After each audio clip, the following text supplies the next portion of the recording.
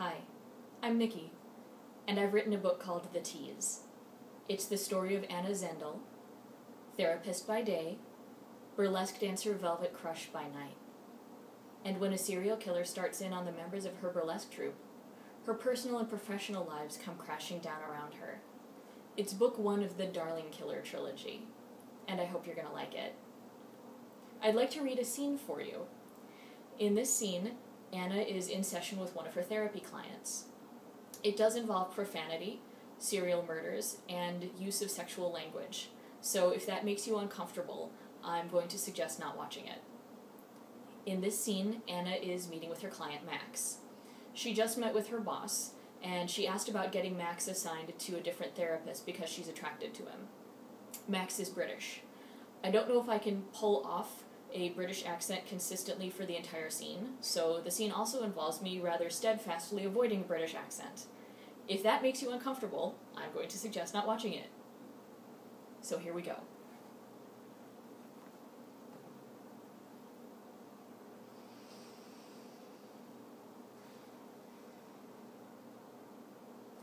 I let Max in and exchanged pleasantries on autopilot.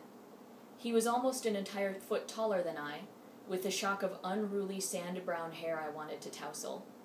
He wore an olive-green waffle weave shirt that emphasized the definition in his arms and shoulders. I resolved to be diligent about eye contact. You'd make a ludicrous-looking couple, I reminded myself. I had black hair, gray eyes, and ghost-pale skin. People often compared me to a daguerreotype or a Japanese watercolor. Well, that's a lie. One artist compared me to a daguerreotype, and a photographer once said I look like a Japanese watercolor.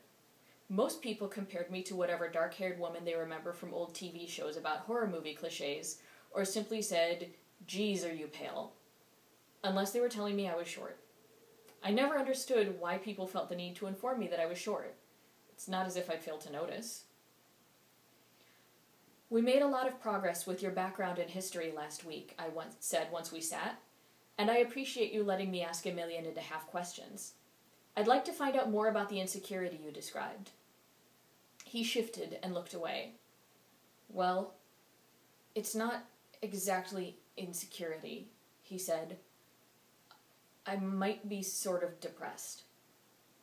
Almost everyone says they're feeling depressed. We call that the presenting problem. No one walks in stamped with a diagnosis, and everyone is more than their diagnosis anyway. I nodded and waited, projecting openness. Sometimes silence is the best tool. If a person is struggling and you wait, eventually they'll blurt something just to end the pause. He ran his fingers through his hair and looked up at me from between his forearms. I might be absolutely mad, he said. Why do you say so? I asked.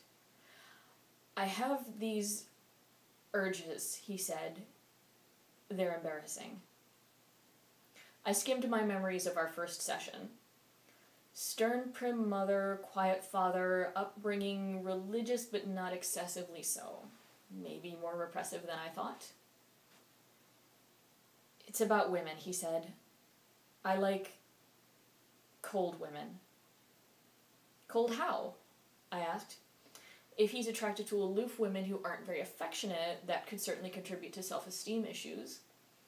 If they're outright cruel, then we could be facing issues of emotional abuse. Cold, temperature-wise, he said, and exhaled deeply. God. You must think I'm awful. My internal therapist patter hit a wall and slid down, leaving a slick residue of theory and positive regard. I don't think you're awful, I said. It's such a relief to actually say it, he said, and collapsed back into the sofa. It's so hard to ask for what I want in a relationship. He leaned forward again. My last girlfriend... He bit his lip and closed his eyes. I asked her to lie outside in the snow once, just for a few minutes, and then to lie really still while we... It was the best sex I ever had. But she broke it off. I think it bothered her. And it should. It's fucking weird. Okay, I said, mentally flailing about for a response. I understand that you're struggling with this, but I wonder what judging yourself accomplishes.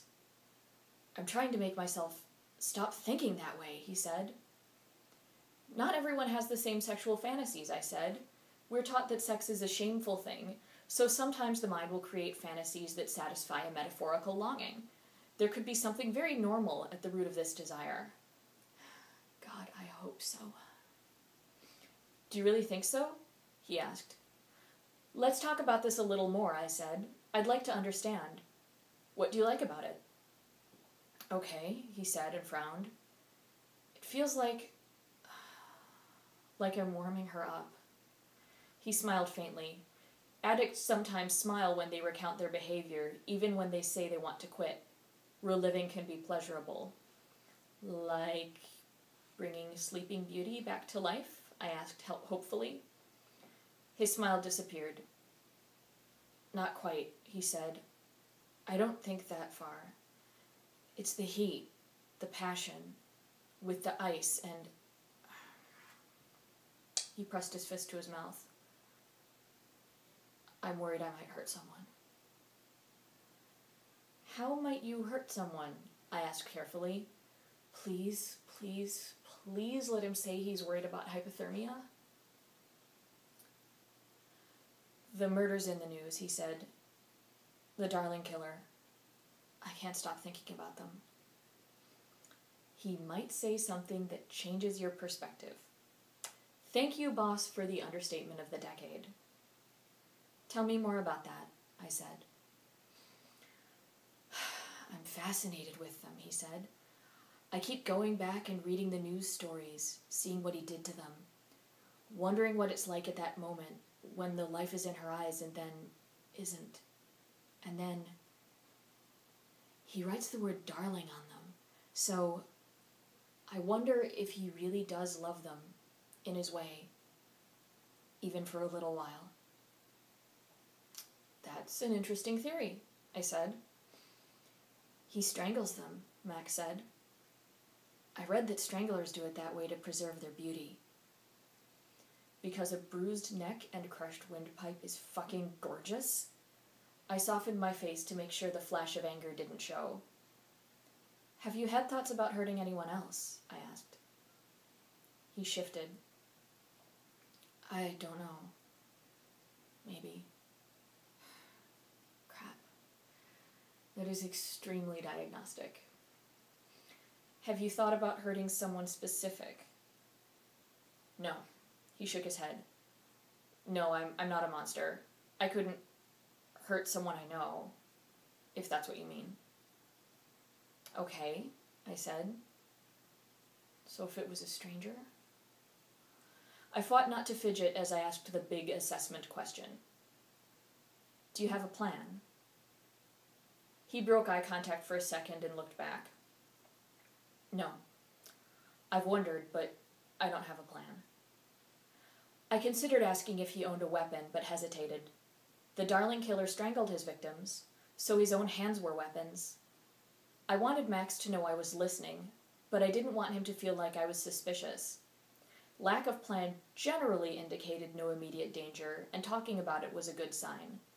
If he suspected I would report him, he might shut down. Max, I think it's very brave that you talked about this, I said. I appreciate the strength it took. It's hard to talk about things that are so intimate, especially if we worried about being judged for them.